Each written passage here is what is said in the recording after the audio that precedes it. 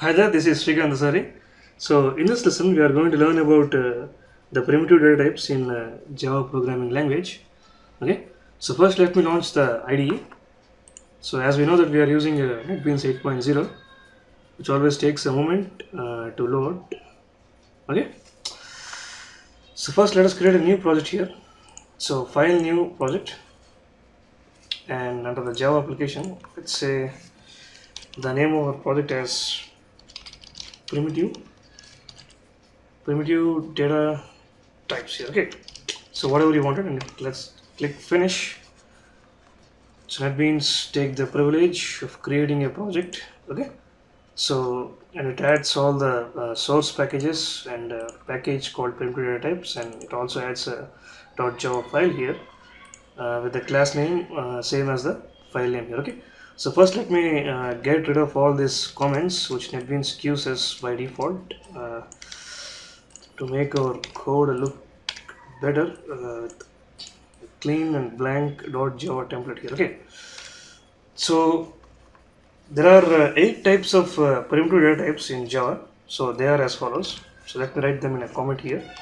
Okay, so the first one is byte, second one is short, third one is int, fourth one is long, so fifth one is char.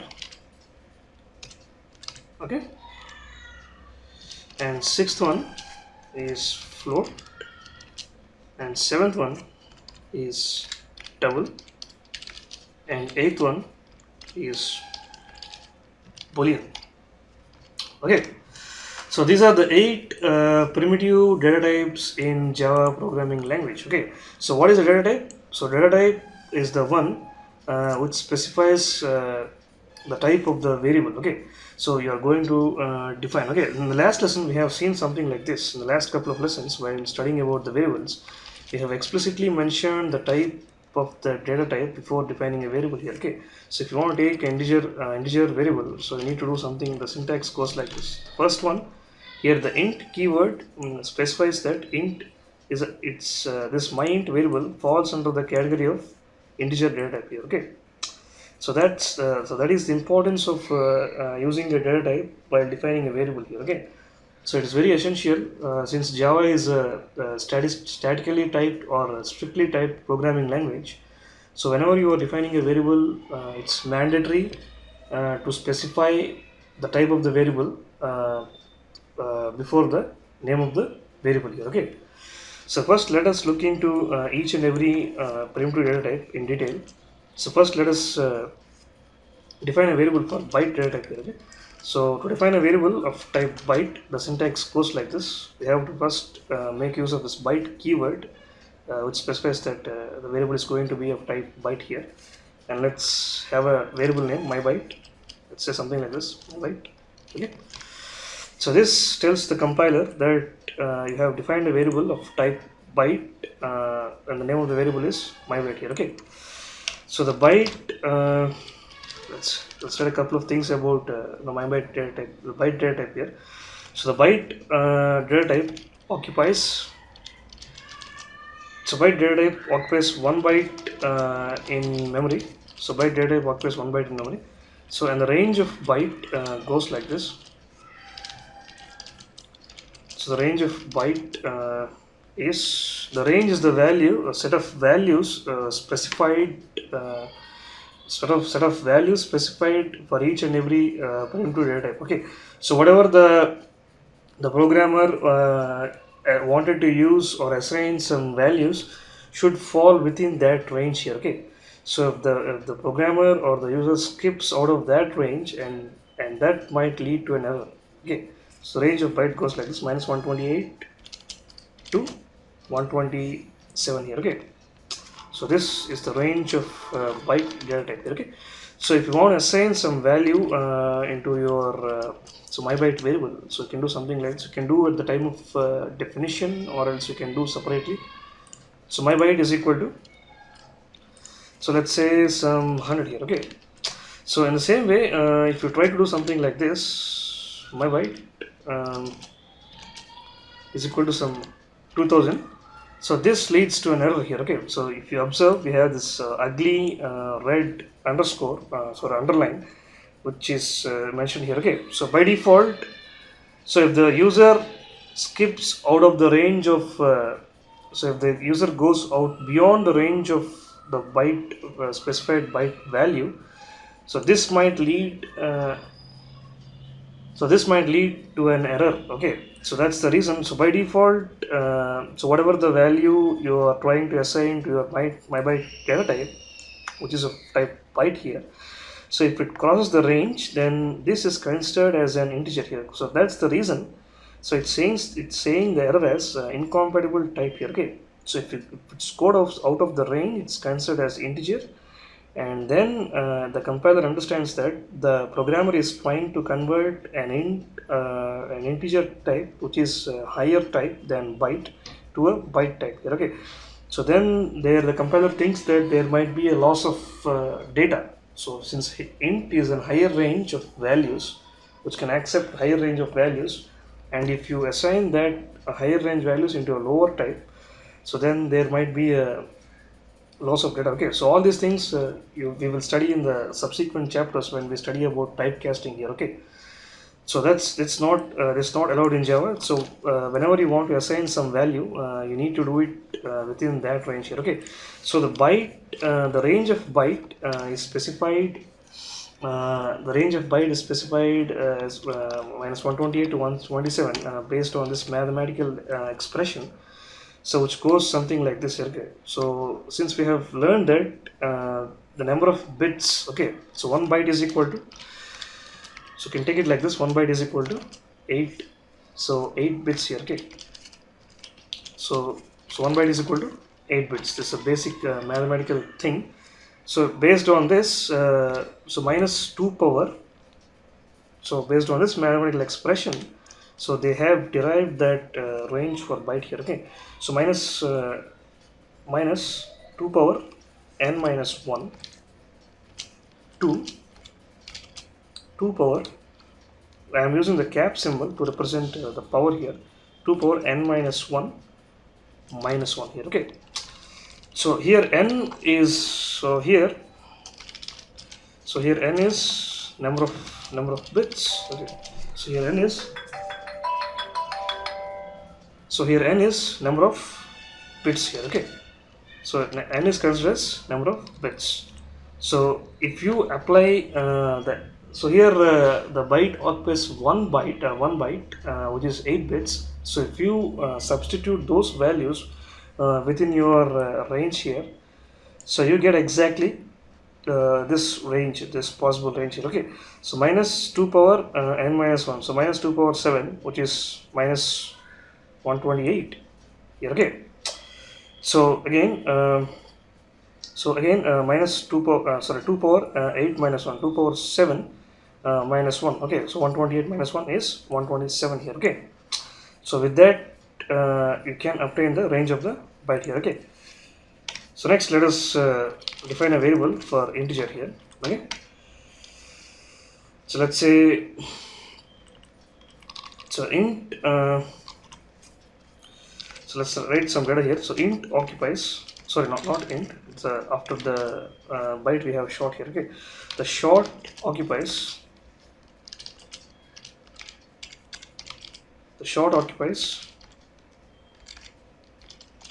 so 2 bytes in memory. Okay, the short occupies 2 bytes in memory. So based on that, the range of short derived from that mathematical expression which we have seen above is going to be like this. The range of short. Okay, so range of short is equal to the range of short is minus 32,768 to 32,767. Okay, so if you want to create a short variable, so syntax goes like this. We need to make use of this short keyword, and short my short is equal to, let's say, some 2000. It's perfectly valid. Okay, so it falls within the range of your short variable. Okay, so again, if you might get doubt, so how did we obtain this range for the short? So if you substitute your values in the above formula, Since short occupies 2 bytes, which means, let's write that in comment also. So which means 16 bits here. Okay, so 16 bits. So if you 2 bytes means 1 byte means 8 bits, 2 bytes means 16 bits. So if you substitute the same so the n value within this mathematical expression, so you obtain the range for your short type here. Okay, so this is perfectly valid. So let's output the byte value, what we have seen in the previous example, using the system.out.println statement. System.out.println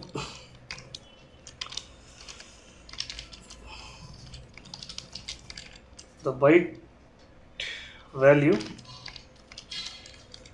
or else let's say, so all these messages are just for understanding purpose. The value of my byte, the value of my byte is equal to, with the concatenation operator, let's take the variable name here. Okay, so if you run this small piece of program, so you get whatever the byte value you have specified, it's 100 here. Okay, so in that way, the next we have taken a variable for short. So we have learned a couple of things about so what is short, and okay, short occupies 2 bytes in memory, and its range goes something like this here. Okay, so in the same way you can make use of the system.out.println statement. Okay, system.out.println. Okay, and you can just print it out the value here. Okay, the value of, so the value of so my short is equal to, using the concatenation operator, so I'm just printing out whatever the value we have stored inside our my short here. Okay, so run your program, you get the value exactly here. Okay, my short is equal to 2000. So in the same way so next we have the integer here. Okay, so int data type, so int data type occupies 4 bytes in memory. So okay, so 4 bytes means we have to expect a wider range here. Okay, so the range of integer, so the range of integer is if you excuse me, so as a normal typical human being, so I can't remember that huge range of values which was given by the -2 power 31 and all, and so on and so forth. So I'm taking the help of internet. So Google is our friend. The range of int in Java, so if you type it, you scroll a bit down, so you get this website, wonderful website, cafelight.org. Okay, so if you go into that, you get the exact range of the integer here. Okay, so it's roughly -2 billion to +2 billion here. Okay, so that's the population of combined both India and China. So later when you want to write a program with calculation of population, so you can make use of this int data here. Okay, so we have studied what is how many bytes the int occupies in memory, and that's in its range. Let's create a variable for int here. Okay, so the int, so typically you can have a variable as we have seen for other variables here. Okay, so if you want to assign some value, so my int so is equal to, so you can happily assign this huge value here. Okay, so nothing, so but it says expected semicolon.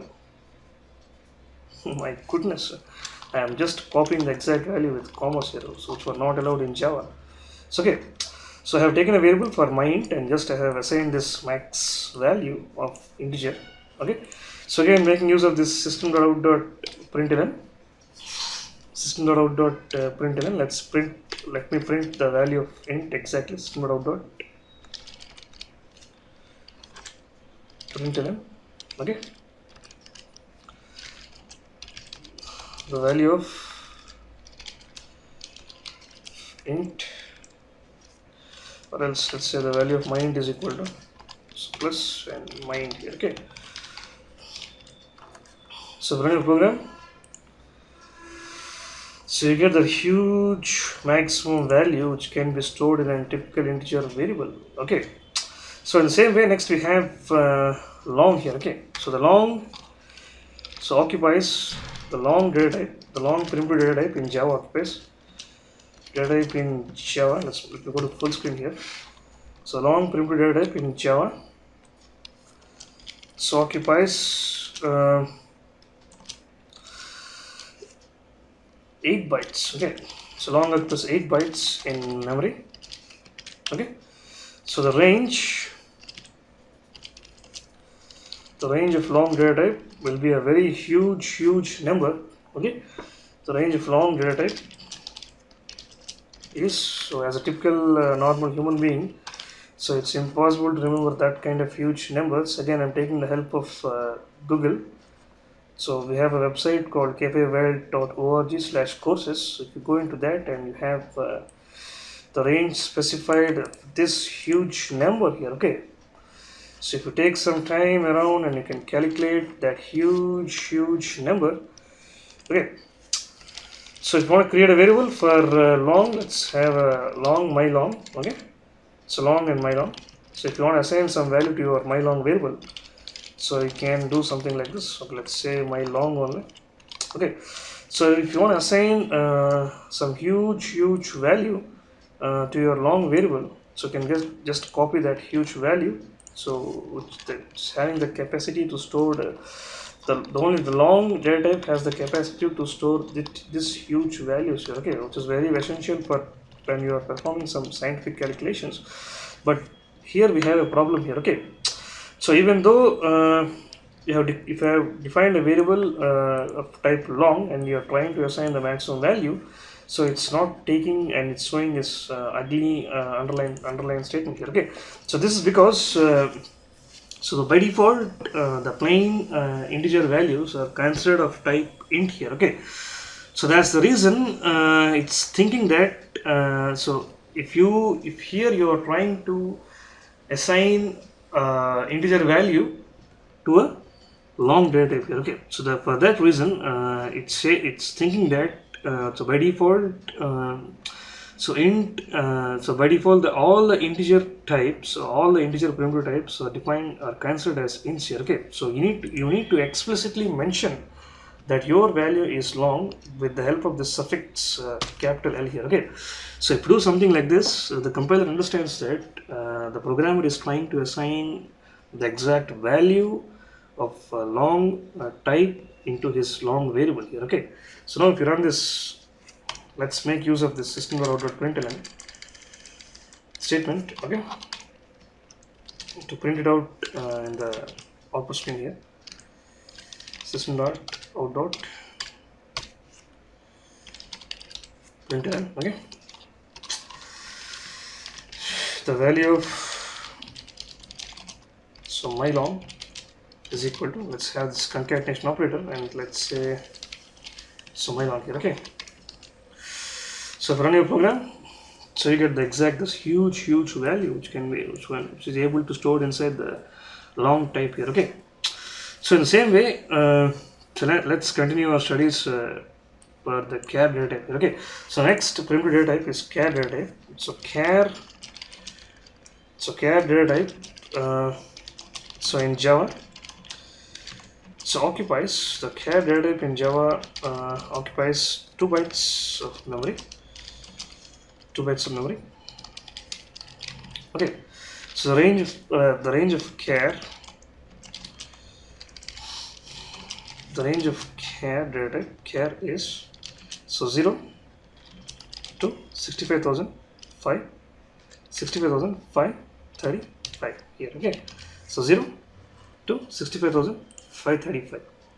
So if you have any doubt, you can check it out in the cafeworld.org website here. 65,535. Okay, so now the only difference between the char and int is that the char data type is capable of holding characters. Okay, so string literals, it's a section where the character is might be anything. Okay, it can be a digit or an alphabet or a special symbol. So all the Unicode characters supported by the Java programming language can be handled by this char primitive data type. Okay, so let's create a variable for char here. So char my char, and let's assign some value. So my char is equal to, so let's say some dollar here. Okay, so special symbol dollar. So with the help of our system dot out.println, so println, so let me print it out the value of my cat here. Okay, so let's say the value of my cat, so is equal to, so concatenation operator, second. So the help of concatenation operator, let's say my cat. Okay, so now if you run your the small program, so you get your dollar display. Okay, in the same way, so all the Unicode characters in Java are can be defined or can be assigned to a character data type. So if you observe here, so whenever you are using the character data type to store your character values, so you need to explicitly mention the single quotations here, which is very essential. Then only the compiler understands that the programmer is trying to assign a character value to a character variable here. Okay, so let's continue our studies with the next data type, which is float. So the float and double, so float and double are the two type of variables or data types which are having the capability of holding the fraction part or decimal values here. Okay, so so until now we have seen only integers like int, short, byte, long, and char, integer primitive data types, in which all these types fall under. So here we have float and double, which are used to store the rational values or the decimal values here. Okay, so typically if you want to define, the float occupies 4 bytes in memory. So the float occupies 4 bytes of memory in Java. Okay, so again the range of float, so as a typical normal human being, so it's very difficult to remember that huge floating point numbers. So again I'm taking the help of the internet, and here it's the range of the float here. Okay, so according to the IEEE standards and etc, it's given that the range of the float goes something like this here. Okay, so the only significance of using the float data type is that it can handle the not only the integers but also the fraction part, okay, the decimal values. So let me create a variable for my float, okay, and assign some value to it. Let me say that 3.1, 2, 3, 4, 5, and 6 here. Okay, so here so we have a problem here. Okay, so again this problem arises here because all the floating point values, whether it's a float or double, by default they are considered as double here. Okay, so again the compiler gets confused and it thinks that this variable is of type double, and when you are assigning the double to a float, and the compiler thinks that there might be a loss of data here. Okay, so since the double is has a more higher range and higher precision than floating point values, so here in order to tackle this problem, you need to explicitly mention suffix your float values to mention that it's a float value with f here. Okay, I'm sorry, suffix with f here. Okay, so that tackles the problem, and the compiler understands that there is no loss of data. We are trying to assign a floating point value to a float variable here. Okay, so again let me take the help of the system.out.println statement, and let's print out the value of my float, or let's say the value of my float is equal to so my float here. Okay, so I've run a small program, so you get the exact value of float here. Okay, so in the same way we have the double data type. So double is a bit different when coming to float. So the one thing is double occupies, so the double occupies 8 bytes in memory. So double data type occupies 8 bytes in memory. Again, the range of double is a very huge than float. The range of double so is very huge, and again I'm taking the help of the internet to display the range of double here. Okay, so I'm just copying the value and just pasting here. So if you observe, there is a huge difference between the ranges of double float and double. It's always a good practice. So whenever you want to have whenever you want to have a floating point constant in your program, or if you are trying to do some calculations which were involved in floating point values, it's always a good practice to take a double here. Okay, so defining a double variables, the syntax goes like this with the help of the double keyword. And let's have a variable, so my double. Okay, so double my double, and let's say like some whatever the different 3.1 3.1 2 3 4 5 6 7 8 and 9. Okay, so whatever the value you can assign to your double variable, a floating point variable which consists of an integer part and a fraction part here. Okay, so whole difference is that the double has a higher range and higher precision, and it's always a good practice to use double variable instead of float whenever you are involved in scientific calculations which involve some floating point values here. Okay, so again I'm making use of the system dot out dot print ln statement to just print it out the value of my double, so is equal to so my double here. Okay, so if you run your program, so you get the exact double value which you have stored inside the my double variable here. Okay, so in the same way we have our so the last primitive data type, so which is boolean. So boolean is a special kind of data type. Okay, so boolean so has only two values. Okay, so boolean is only two values, which is boolean has only so two values, so which are either true or false.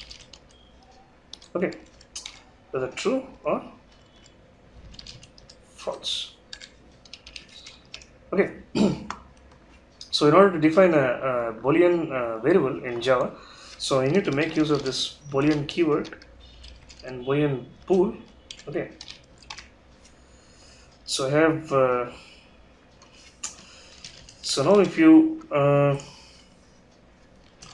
we need to assign some value. So let me say that true here. Okay, so I have assigned a value true to the boolean. So if you make use of the system dot out dot println statement to print out the boolean value here. Okay, the boolean value, the boolean so value of bool is equal to the boolean value of bool is equal to so plus bool using the help of concatenation operator. I am just using the variable name here. So if you run your application, this one, so it gets displays true here. Okay, so in the same way so again you can suppress that value. Again you can take the same bool variable, and if you say false, okay, so if you make use of the system.out.println statement once again here, again if you save and run your small program, so you get false here. Okay, so it takes not only in the case of this boolean not only in this case of this boolean primitive data type, so in whatever the data type, it takes the most recent value, it considers only the most recent value, the most recent instance of the value which is stored inside the data type here. Okay, so here we have studied about the different types of data types, primitive data types in Java. So there are to summarize once again, so first let me change the size of font such that it fits exactly, the whole row fits in a one instance without moving up and down here. Okay, let me go to full screen.